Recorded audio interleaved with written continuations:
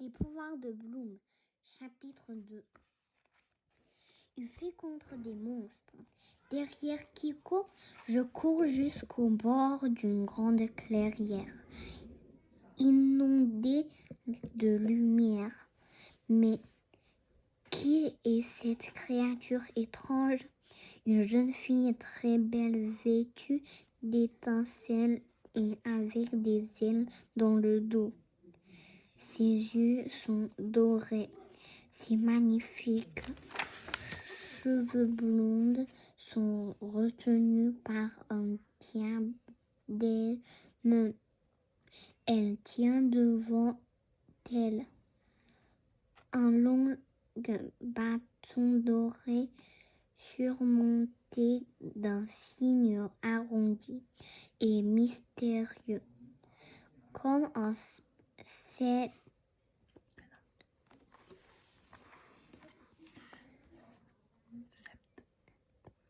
Comme un sceptre, la jeune fille zèle et en position de combat. Elle agite son sceptre pour se défendre contre des créatures horribles qui s'accrochent à elle. Des fourmis rouges géantes avec des têtes de diable. Elle lance un cri puissant. Brûle soleil de sa main droite, elle fait jaillir une force mystérieuse qui projette au loin plusieurs diables rouges. Souffle vent, crie-t-elle, et d'autres diables sont anéantis. Je me cache en tremblant derrière un arbre au tronc épaisse. C'est incroyable. Tu vois ce que je vois, Kiko? Je jette aux yeux un œil vers lui. Mon pauvre lapin est terrorisé. Allez-vous en affreuse créature, crie la jeune fille. Je suis la fée de la lune et du soleil. Une fée? Waouh! Moi qui avais toujours rêvé d'en rencontrer une, mais je n'aurais jamais imaginé que cela se produirait au milieu d'une bagarre terrible. Les diables ont comme vanité fui le bataille. Mais pourquoi font-ils demi-tour? Ont-ils peur de quelque chose? De l'autre côté de la clairière, à travers les arbres, j'en vois une silhouette d'une taille monstrueuse. Un géant à l'air aussi idiot que brutal sort de la forêt. Pour impressionner la fée, il écrase un mini-diable entre ses doigts comme si c'était un moustique. Elle lance sur lui sa magie, mais celle-ci n'est pas assez puissante pour l'arrêter. Il se jette sur elle et la plaque au sol en rugissant. Crochu, prenez-lui son sceptre. Encouragé de voir la fée en mauvaise posture, les diables reviennent à tour vitesse. On dirait une invasion de fourmis rouges. Ils s'accrochent aux jambes de la fée, à ses bras. Ils lui ferme la bouche et l'empêche de bouger. C'est épouvantable. Le géant en profite pour attraper le sceptre. Il approche de la fée, sa grande bouche jaune qui il ouvre sur d'énormes dents. Alors, on ne fait plus la fière. Ton heure a sonné. Et si c'était un ogre, je n'y tiens plus. Je bondis hors de ma cachette et crie sans réfléchir, laisse-la tranquille. Sinon, je vais faire quoi? Qu'est-ce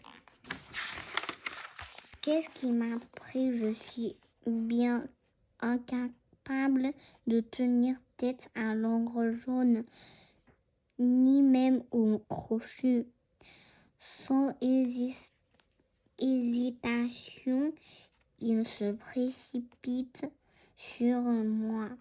Je suis terrorisée, je lève mon bras pour me protéger, je crie « N'approche pas !» Et un événement incroyable se produit. Quelque chose d'invisible me protège. Les crochus rebondissent dessus sans m'atteindre. L'ogre est stupéfaite. À vrai dire pas autant que moi. Pour montrer son enthousiasme, Kiko boxe un ennemi invisible. Mais quand un diable rouge bien réel apparaît tout près de lui, mon lapin bleu s'évanouit. J'attrape un bâton et j'assomme le monstre. Du coup, je n'ai pas vu l'ogre s'approcher et puis plus rien ne me protège. Il me saisit par les bras.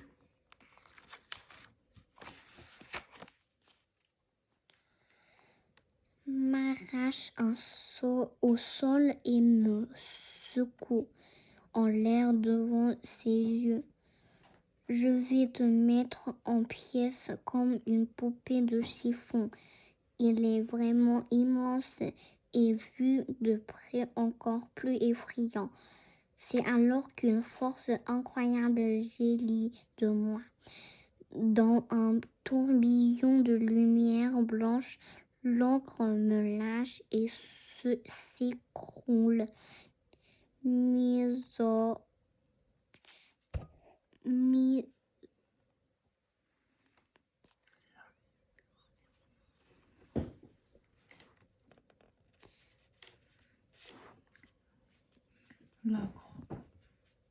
L'ocre.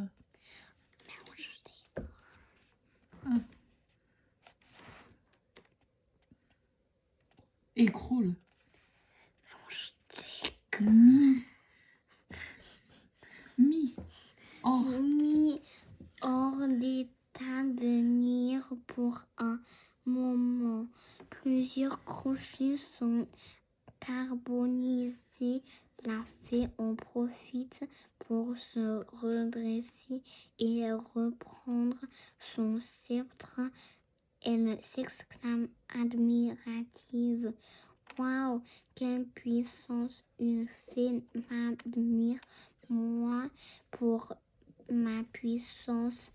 Mais que se passe-t-il donc?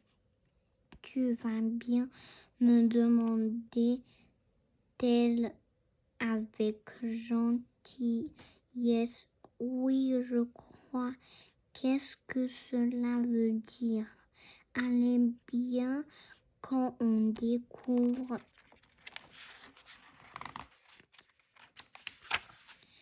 du jour au lendemain qu'on pose possède des pouvoirs incroyables. La fée récupère son sceptre à côté de l'ogre, juste à temps pour se débarrasser des derniers crochus qui tentaient de nous surprendre. Ma dernière, l'un d'eux réussit quand même à déchirer le bras de mon pantalon avant de s'enfuir. L'ogre sort de sa torpeur. La fée l'arrête aussitôt grâce à son sceptre magique et il préfère disparaître en menaçant. On se retrouvera, Blondinette. La fée triomphe, mais son beau visage se décompose. Elle s'évanouit, son vêtement d'étoile redevient un vêtement ordinaire. Bien que très élégante, son sceptre se transforme en bague et se glisse à son doigt. Je m'agenouille près d'elle. Et qu'est-ce que tu as, ça ne va pas, réponds-moi.